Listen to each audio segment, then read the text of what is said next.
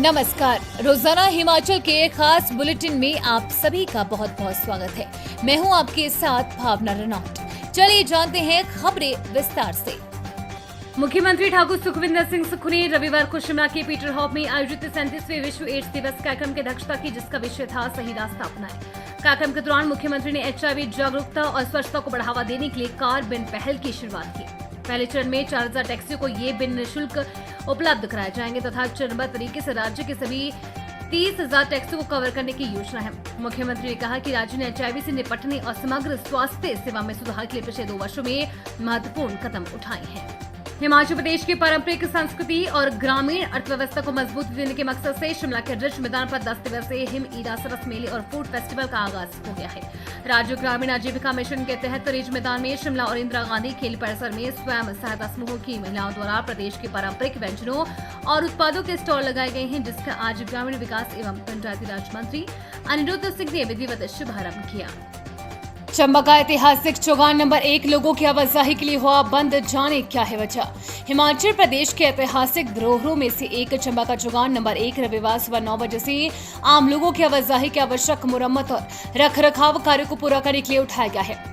हर वर्ष की तरह इस बार भी चौगान नंबर 1 को दिसंबर माह से लेकर 15 अप्रैल तक बंद रखा जाएगा। इसके तहत चौगान के सभी प्रवेश द्वारों पर कंटीली तारें लगा दी गई है ताकि किसी प्रकार की गतिविधि यहाँ आयोजित न हो सके। चौगान नंबर 1 न केवल चंबा जिले की ऐतिहासिक पहचान है, बल्कि ये क्षेत्रीय सांस्कृतिक गतिविधियों और मेलों का मुख्य केंद्र भी है। यहाँ आयोजित होने वाले मेले, उत्सव और सामूहिक आयोजन न केवल स्थानीय लोगों के लिए बल्कि पर्यटकों के लिए भी आकर्षण का केंद्र होती है। यही कारण है कि इसकी संरचना और सुंदरता बनाए रखना प्रशासन के लिए प्राथमिकता है। स्कूल की जर्जर इमारत में शिक्षा ग्रहण करने को नौनिहाल मजबूर अभिभावकों ने जताई अनहोनी की आशंका। जिला सिरमौर के शिक्षा खंड सराहा के अंतर्गत ग्राम पंचायत बाग पशोग में स्थित राजकीय प्राथमिक स्कूल घरगौड़ प्लाशों की इमारत बहुत ही जर्जर हालत में है। ऐसे में यहाँ मासूम बच्चे खतरे के बीच शिक्षा ग्रहण करने को मजबूर है। मामला संज्ञान में तब आया जब शनिवार को स्कूल प्रबंधन समिति की बैठक हुई तो इस मुद्दे पर अभिभावकों में भी रोष देखने को मिला। बैठक की अध्यक्षता समिति के अध्यक्ष ऋषिपाल शर्मा ने की। इस दौरान अभिभावकों व क्षेत्र के अन्य लोग मौजूद रहे। मनरेगा में 28.33 लाख की अनियमितता का पर्दाफाश, सोशल ऑडिट ने खोली 36 पंचायतों की पोल। जिला सोलन की 36 ग्राम पंचायतों में मनरेगा में 28.33 लाख रुपए की अनियमितता का खुलासा हुआ है। सोशल ऑडिट में ये घपला सामने आया है। जिला सोलन में 240 में से 144 ग्राम पंचायतों में सोशल ऑडिट किया गया। इनमें से 36 ग्राम पंचायतों में अनियमितताएं सामने आई है। ये 200 रुपए से लेकर 14 लाख रुपए तक की है। ये अनियमितता 2 प्रकार की है, वित्तीय व डेविएशन की है। ग्राम पंचायतों में वित्तीय अनियमितता 5,11,488 रुपए की है, जबकि डेविएशन अनियमितताएं 23,12,258 रुपए की है।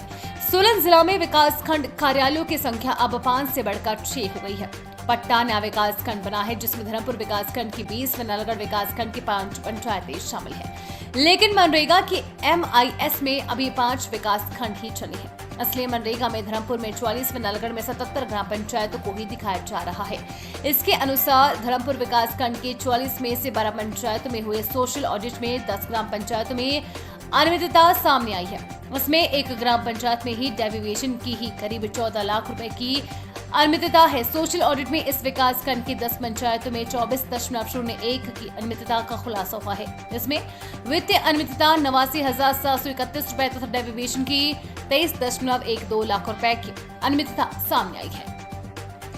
ट्रेनों में यात्रियों की संख्या में इजाफा, वीकेंड पर पर्यटकों की रही काफी चहल पहल।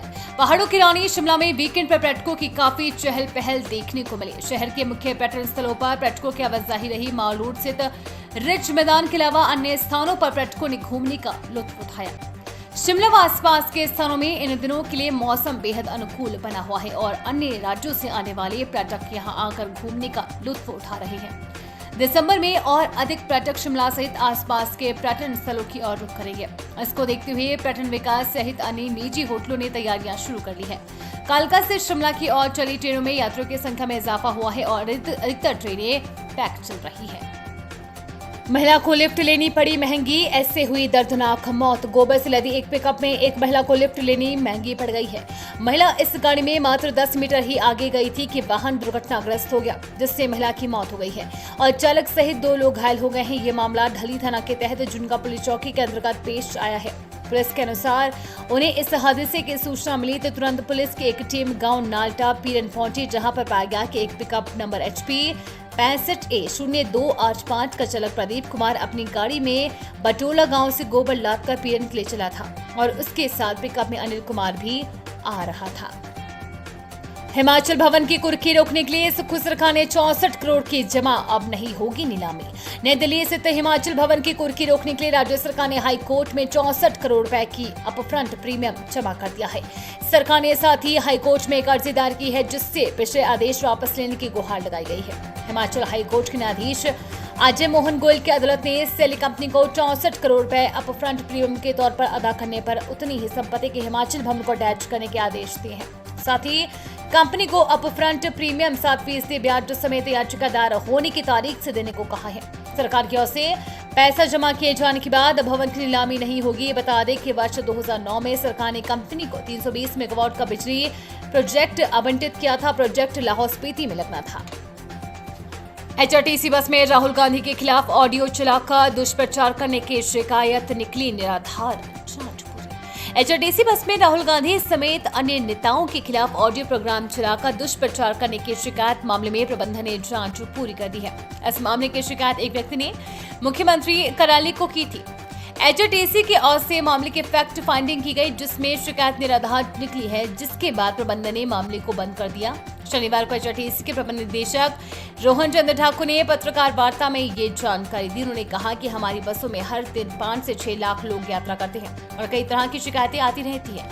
उन्होंने कहा कि हर शिकायत में फैक्ट फाइंडिंग करनी पड़ती है। उन्होंने कहा कि पूरा प्रबंधन मानता है कि दोनों चालक परिचालकों को जारी नोटिस की शब्दावली और बेहतर हो सकती थी। संबंधित अधिकारी को इस तरह का स्पष्टीकरण मांगने की जरूरत नहीं थी। हिमाचल में अब नए व पुराने वाहनों पर देना होगा पंजीकरण ग्रीन निःशुल्क। हिमाचल में अब सभी प्रकार के नए व पुराने वाहनों के पंजीकरण पर ग्रीन निःशुल्क देना होगा। इससे वाहनों का पंजीकरण पहले से महंगा होगा। इस शुल्क को देने को लेकर सॉफ्टवेयर में आ रही दिक्कतों को परिवहन विभाग ने दूर कर दिया था। वर्ष 2023 में ये शुल्क लगाया गया था, लेकिन सॉफ्टवेयर में इससे वसूलने में कुछ तकनीकी खामी आ रही थी, जिसके चलते इससे वसूला नहीं जा सका था। परिवहन विभाग ने नया सॉफ्टवेयर बनाया है। नियम लागू करने को लेकर विभाग ने अधिसूचना जारी की है और इसे लेकर लोगों से सुझाव आपत्तियां मांगी थी। हिमाचल में मौसम का मिजाज बदला, 3 तक खराब रहेगा मौसम, लंबा सूखा टूटने की उम्मीद है। प्रदेश के ऊंचाई वाले क्षेत्रों में मौसम ने करवट बदली है। रोहतांग के साथ कुल्लू व लाहौल की ऊंची चोटियों पर रुक रुक कर बर्फबारी का दौर जारी है। मौसम विभाग ने इसे लेकर अपना सटीक पूर्वानुमान दिया था। उसके मुताबिक प्रदेश में पश्चिमी विक्षोभ सक्रिय हो गया है और उसकी सक्रियता से मौसम में ये बदलाव आया है। शुक्रवार रात से लेकर शनिवार दोपहर तक रोहतांग दर्रा सहित कुल्लू व लाहौल स्पीति की ऊंची चोटियों में ताजा बर्फबारी हुई है। रोहतांग, शिंकुला दर्रा, बरालाचा, कुंटुम दर्रा सहित घेपन पीक में 5 से 8 सेंटीमीटर तक बर्फबारी हुई है। इसका असर लाहौल के साथ कुल्लू जिले में भी पड़ा है और तापमान में 3 से 4 डिग्री तक लुढ़क गया है। वहीं जनजातीय जिले लाहौल स्पीति में दिन भर शीतलहर का दौर जारी रहा और कड़ाके की ठंड में लोग घरों में ही दुबके रहे। शिमला में दिन भर हल्के बादल छा रहे। किसान, बागवान व पर्यटन कारोबारी लंबे समय से बारिश बर्फबारी का इंतजार कर रहे हैं। उम्मीद है आपको आज का बुलेटिन पसंद आया होगा। इसी के साथ हिमाचल की तमाम खबरों को जानने के लिए रोजाना हिमाचल के पेज को फॉलो, लाइक और सब्सक्राइब करना बिल्कुल ना भूलें। धन्यवाद।